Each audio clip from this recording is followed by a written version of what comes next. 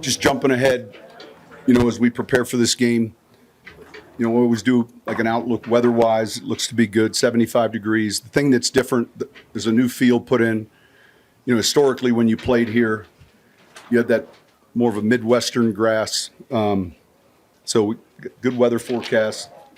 We finished our first day today in base. Any questions? Sean, you said earlier this week that you find out a lot about people around you. Yeah. So what have you found out in the last couple of days?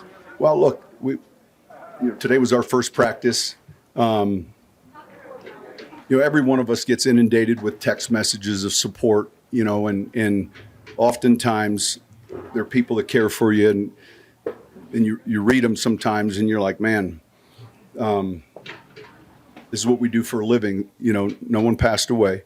We'll get through it. And then periodically you get one or two that are just special, and so every one of these guys the same way. You got to work your way out of this, and it starts with getting the first win. And I said this after the game last week, and the next week can't come quick enough. So I think that's where we're at. You say you learned a lot over the first quarter of the season. What have you learned about Russell, I guess, in the games, and sort of what's next for him in his? Well, listen, I think number one, man, he's moving well. He's making good decisions. I knew he could throw the deep ball well, but we're seeing it. I think offensively, it's one of the keys to victory is some of the self-inflicted. Sometimes there are mistakes that can be forced or because of the opponent, and then other times, whether it's a holding, a false start, or illegal, eliminate and cleaning up some of that. Certainly, our second half scoring. So, I think this is a game where our red zone efficiency is going to be important, and. But I would look at it a little bit more as a team on offense than specific to Russ. But we saw it at the end of training camp, and we're seeing it now. He's operating quickly and throwing it well. With Mims, he's played roughly between 15 and 17 plays. Is it to a point now where he's part of the game plan, and you ready to expand his role? No, he is, and it's a tough challenge each week when you start looking at Mims, Judy, and the other receivers, but certainly he's someone that we don't just view as a return specialist. We felt when we drafted him, he had real good deep ball skill set. He can run, but and so tonight when we finish here, we're going to go do third down. We'll do 3rd and 2 to 3, 4 to 6, 7 to 10, and with every play that we put in. We talk about primary, second, where are the touches coming for Cortland or Judy or Mims or whoever's in that personnel grouping. And so I would say a month ago, I don't want to say we were less certain. It was just a little bit less defined at that time with him kind of coming off an injury and then getting back into it. But he's doing well. At 21, you guys were obviously near the back of the first round, but there was a bunch of quarterbacks taken. What did you like when you worked up Justin Fields, or what did you make of him? No, listen, it was tough for a stretch there in Louisiana. Sometimes the draft just goes a certain way, and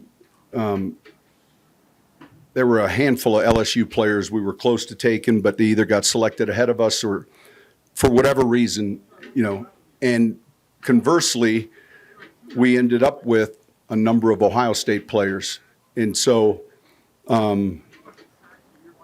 that would always be a school visit. There's certain teams that are going to have large draft classes that you get to those workout days. So you saw a winner, you saw someone with a live arm, really good skill set to run.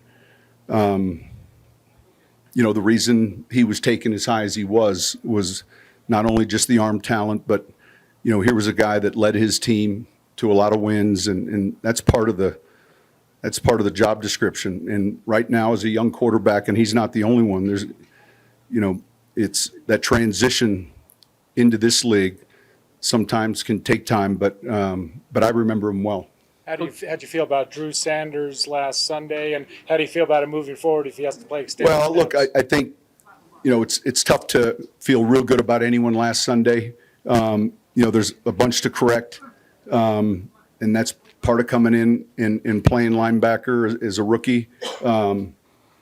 There's going to be some growing pains, but even prior to any player being injured or possibly not playing, he was someone we were trying to figure in more to the plan because of what we've seen. And, he's doing a lot of things well. So, we keep churning with that learning curve. I'm sure he'll be ready to play inside if need be, or in certain situations if need be. Coach, a bit of a homecoming for you going back to Chicago. Any emotions? Yeah, feelings? what's interesting, and I'm not going to bore you with a lot of long stories. My first year in New Orleans, right after Katrina, that 06 team, we ended up, getting the 2 seed. Chicago had the 1 seed. We won our first playoff game against Philly, and then went to Chicago for the NFC Championship game. And, back then it was kind of new and first time coaching back there, 32 tickets, a number of your close friends you're going to get some sideline passes to. And then you kind of learn over the years because, you show up to say hello to everyone and half of them have Bear jerseys on. And then that was the best thing about COVID is everyone saved money on tickets, and then you also, didn't have any visitors at your hotel, like when you wanted to study the game plan. And so we played a number of games there. And I think it's over the years, there's still a core group of friends that went to high school, but I've got no family left back there. And yeah, I mean, I think there's a ton of different games that run together for me of playing back there. But the noticeable change will be the surface. Usually it can be windy there. I'm looking now, 8 mile an hour, 75 degrees. It's pretty good. If you're playing in Chicago and, that can, it can vary when you're playing them. So the tickets have been reduced. So when you look at like Riley Moss, who didn't participate much in training camp, how important is it the evaluation on in practice like during the week? Is that? I think it is. I think look, you have to see how he's playing in the scout team snaps. He's moving around. He's really moving now at 100%. Coming off an injury, there's a transition, and then fortunately for us, we had enough of an early evaluation where we felt pretty good about what we saw. He is smart. He does a lot of things well. And so we'll begin looking at, hey, what are roles for him? We know he's going to be a factor in the kicking game, but what are the other roles? I always say this,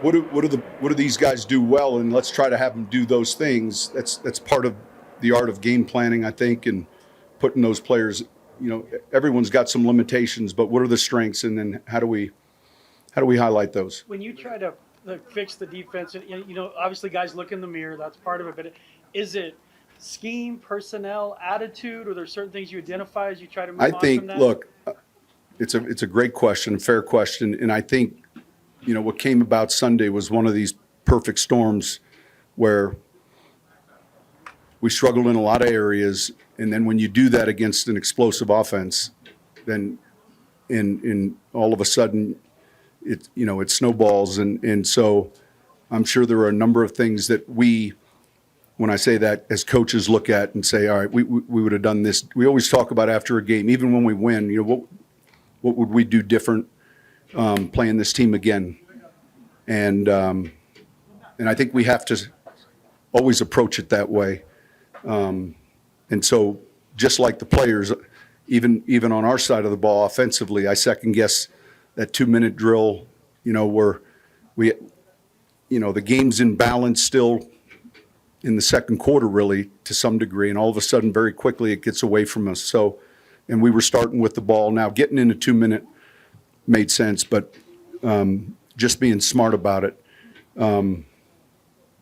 So yeah, I think there were a number of things. So, Coach, what would a win mean then for you Sunday? Well, for us, it would mean a lot, Then I could answer the fun questions. We need a win, and Chicago does too. They do too. So, and that's why I think, we got to win these days, Wednesday, Thursday. We got to, I thought today was a really, really good practice.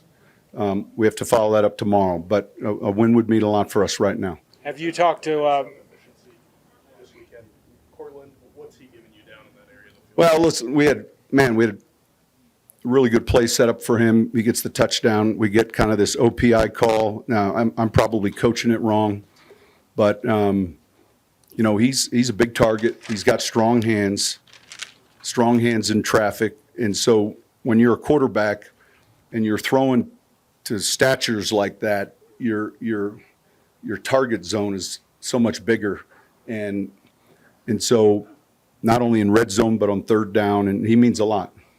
have you talked to Bill Parcells this week, and did he offer anything? I haven't yet? talked to him this week. Okay. I probably need to. He's probably like I am.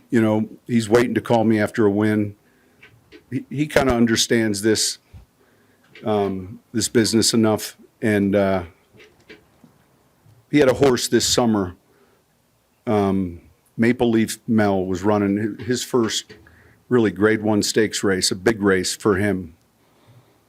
We all tuned in, and she's a filly, and she was running, it was probably the top filly race in the country. And I knew he was excited. I could tell in his voice Saturday morning when I spoke to him. It was during our off-season program, and we watched it. And, he kind of told me if she gets out in front, now it was, I think, 7 furlongs, and so it was more of a sprint. And the story has a bad ending. She's got the lead down the stretch, 3-4 lengths, and literally 5 yards before the finish line, she fractures her right leg and goes down. The jockey actually crosses the finish line before anyone else, but both the rider and the horse have to finish, and they had to put her to sleep. And it was the most unusual thing I'd seen happen. And I know horses have been put to sleep a lot, but the way where she was, and I think it took me 4 or 5 days, maybe a week before I called him. So I'm sure he feels like, to some degree, the same way. But we'll talk. The OPI rule, if you carry through and continue a route, is that how you teach it, or what? Well, what did Brandon do wrong? Brandon did exactly what I coached him to do, and so then I got to look at that a little differently. I think it can just vary how someone sees it. He's running a route. He's not blocking, and so it just is what it is. It would have been much harder had it been a close game, But then I got to look at, hey, do I show an avoidance? But it was the look we wanted. Sorry. Yeah, that's right. I was off the Parcells thing. You seem to really have a great composure on the sideline, which, as we've seen video of Coach Parcells, that wasn't always his forte. Yeah, and look I've had my moments, and I think when you do it longer, you start valuing your battery life. Like it was a video game, and you don't want to. But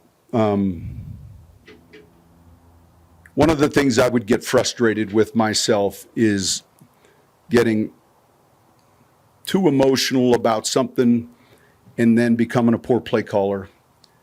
And so I would imagine it would be easier if I wasn't calling the plays, but the focus, on to the next play, the next series is so important. We preach it to our players. But Bill and I are different. I mean, I was fortunate enough to work under him, and man, I can't tell you how it helped me. There's so many different ways. It was like law school, But he's from North Jersey, and I'm from Chicago. Those are two different areas, he was the one thing he taught me, the value of confrontation, that probably for all of us is not necessarily innate or inborn. Now when you grow up, where he's from and with his family back, he got used to so it came very easy to him. He taught me the value of that. But yeah, I think that's changed for me a little bit over time. Thank you, Coach. Thanks, Coach. Yeah, thank you guys.